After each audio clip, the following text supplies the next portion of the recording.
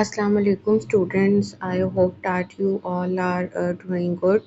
Myself Berta Malik and I have done my masters in environmental sciences from University of the Punjab.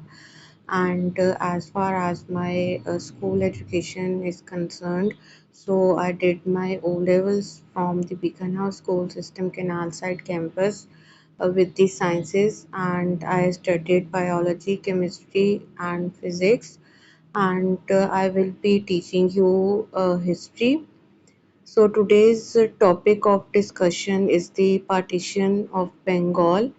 Before moving ahead, I would like to tell all of you that this topic is really important both for the objective and the subjective papers of the O levels.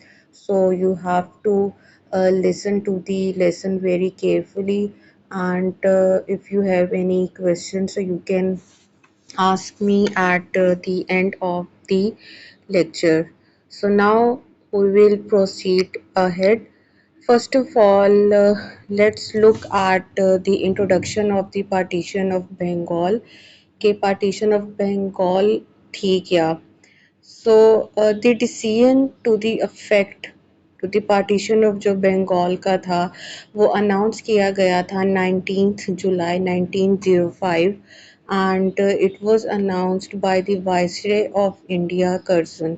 History में dates बहुत important होती हैं for the objective and I would suggest कि आप लोग जो dates होती हैं उसको बहुत अच्छे तरीके से मेमोराइज करें.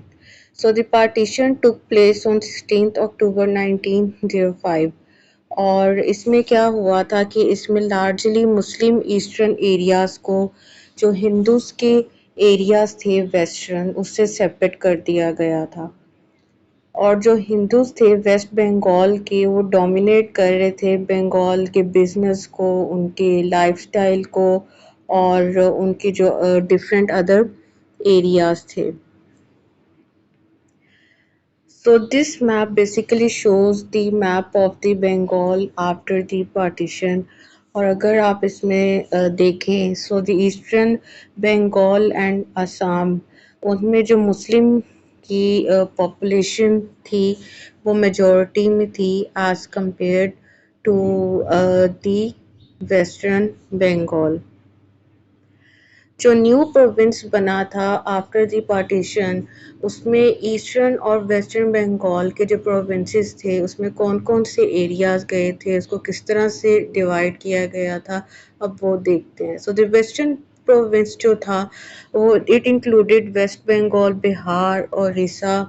It was Hindu majority whereas the eastern province included East Bengal, Assam Dhaka and जो ईस्टर्न प्रोविंस था वो मुस्लिम मेजॉरिटी था और हिंदूज जो थे दे नेवर वांटेड कि मुस्लिम को एक अलग पोर्शन या एरिया दिया जाए where they can practice their religion freely और हिंदूज जो थे वो हमेशा यही चाहते थे कि वो मुस्लिम्स को डोमिनेट कर सकें.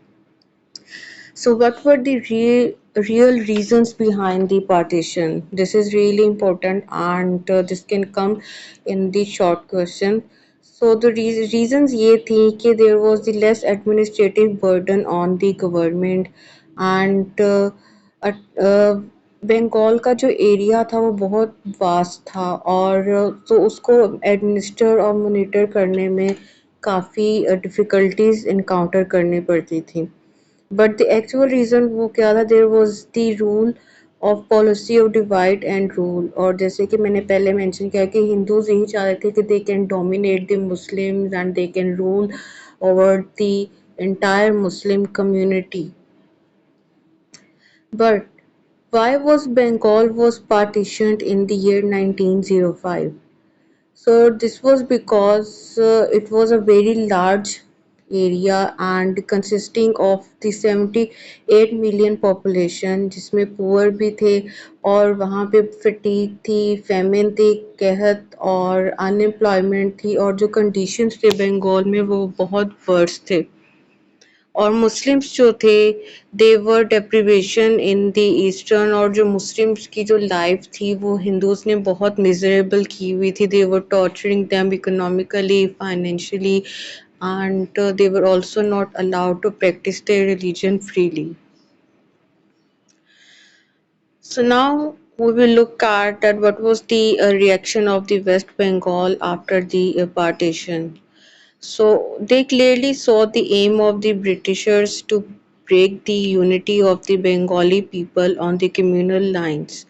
और जो डिवीजन थी बंगाल की, it provoked an agitation. Hindus ने बिल्कुल भी इस पार्टीशन ऑफ बंगाल को पॉजिटिवली एक्सेप्ट नहीं किया था, और उन्होंने एगिटेशन और रियोट शुरू कर दिए थे. उन्होंने मूवमेंट्स और डिफरेंट बाइकआउट मेथड्स शुरू कर दिए थे. They started the methods like the स्वदेशी मूवमेंट एंड वंदे मातरम जो था उनका became their national anthem song, and they were torturing the Muslims very badly. East Bengal का रिएक्शन अगर देखा जाए तो मुस्लिम्स जैसे सपोर्टिव थे पार्टीशन को, because they always wanted to get under from the control of the Hindus. और वो हमेशा चाहते थे कि उनके पास एक सेपरेट लैंड हो जहाँ पे वो फ्रीली लिव लिव कर सकें, और वो हमेशा चाहते थे कि they could get over from the dominancy of the Hindus. तो उन्होंने पार्टीशन ऑफ बंगाल जो थी उसको बड़े पॉजिटिवली वेलकम किया था, बट हिंदूज ने इसको बहुत नेगेटिवली लिया था, और उन्होंने काफ़ी ज़्यादा रियोट्स और मूवमेंट स्टार्ट कर दी थी. तो partition of Bengal somehow unsuccessful भी थी इन अ वे कि Hindus didn't accepted it properly and positively, और उन्होंने काफ़ी ज़्यादा movements or riots all over the Bengal and in the western part of the Bengal province start कर दिए थे. So what were the results of the aftermath of the partition? तो Muslims and lower caste Hindus became pleased.